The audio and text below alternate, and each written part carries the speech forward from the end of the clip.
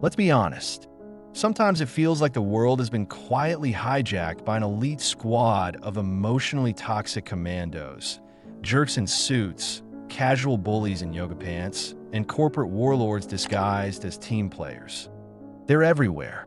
In your office, in your family, on the subway blaring EDM at 7 a.m. And somehow, they all seem to have one mission: drive you insane without technically breaking any rules. You think you're imagining it, that maybe you're just too sensitive.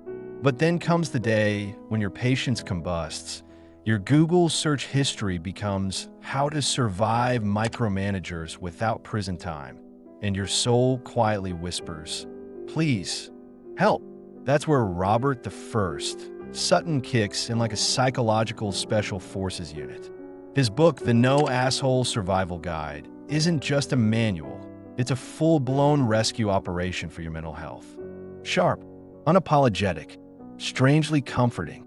It feels like someone finally looked you in the eye and said, "No, you're not crazy." The world is just full of professionally polished jerks. Sutton doesn't just vent. He weaponizes research.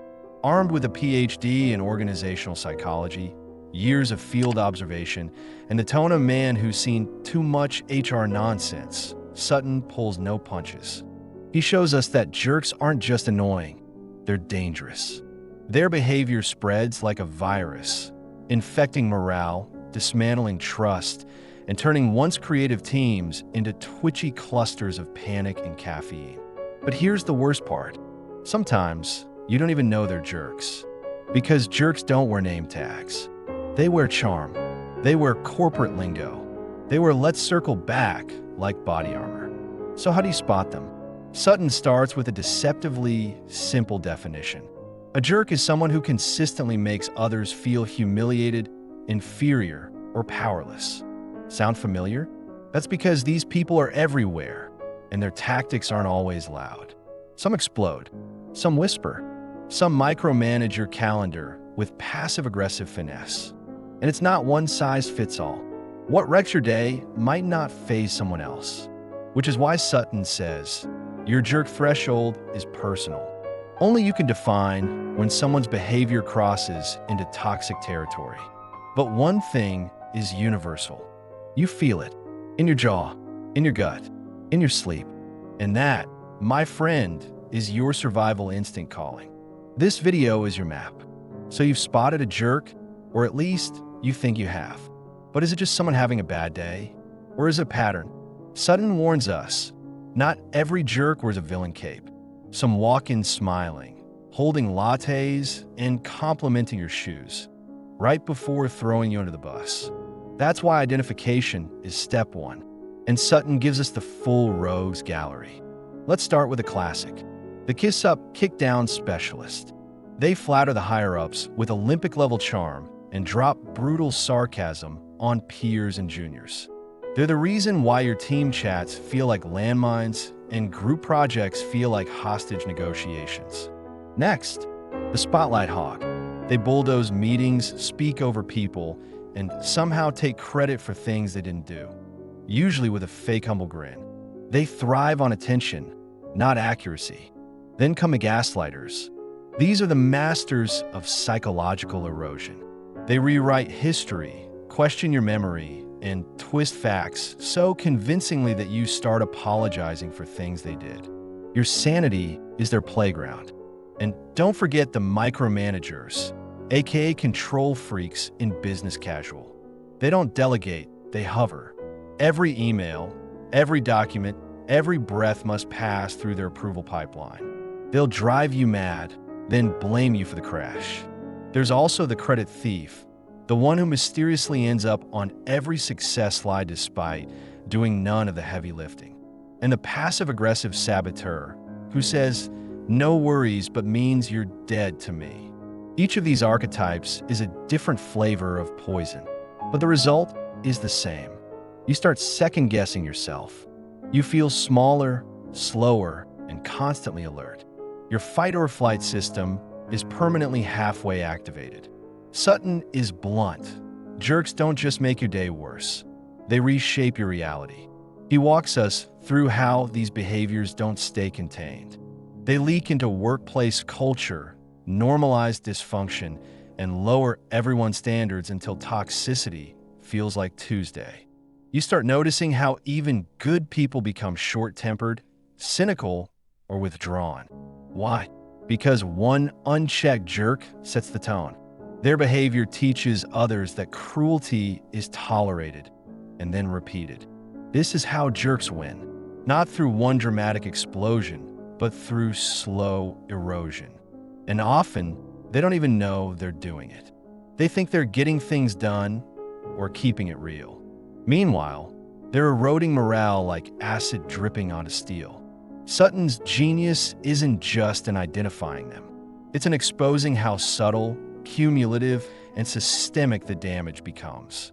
Jerks aren't always the loudest. Sometimes they're the most strategic. And the only way to break their hold is to see it for what it is. Let's get real.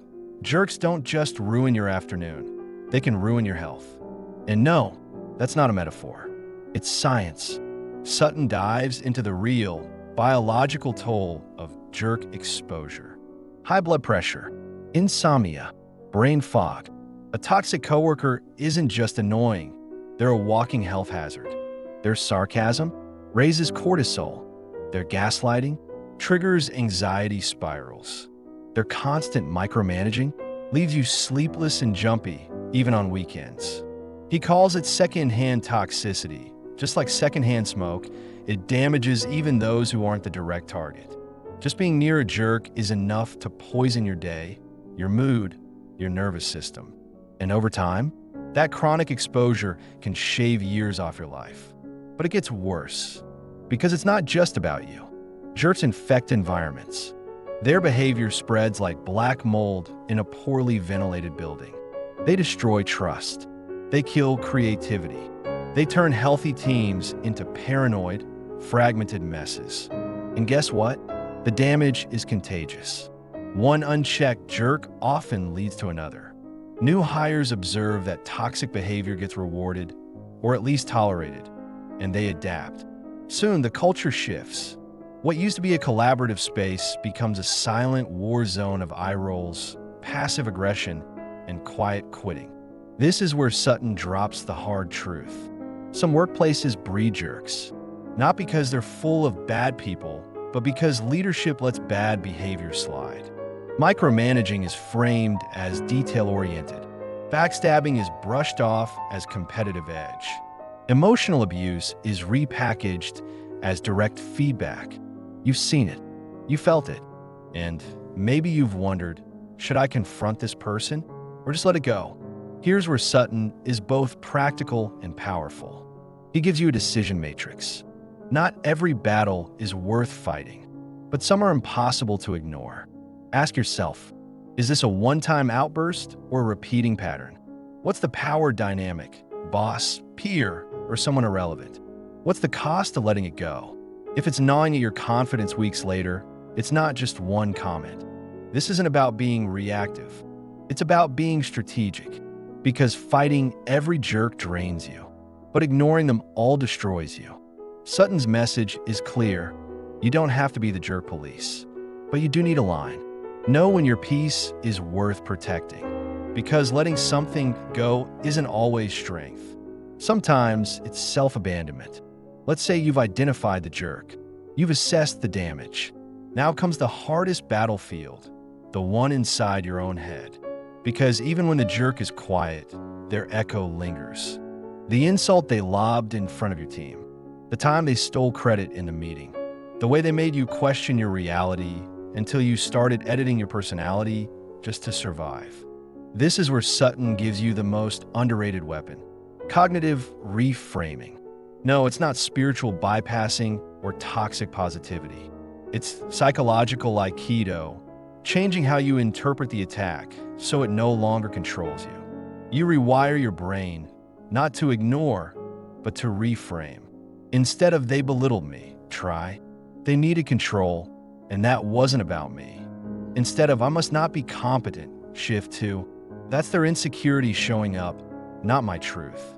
Reframing doesn't make the jerk less toxic. It makes you less available to absorb their poison. But Sutton doesn't stop there. He pulls an unexpected tool from the survival kit. Empathy. Not sympathy. Not approval.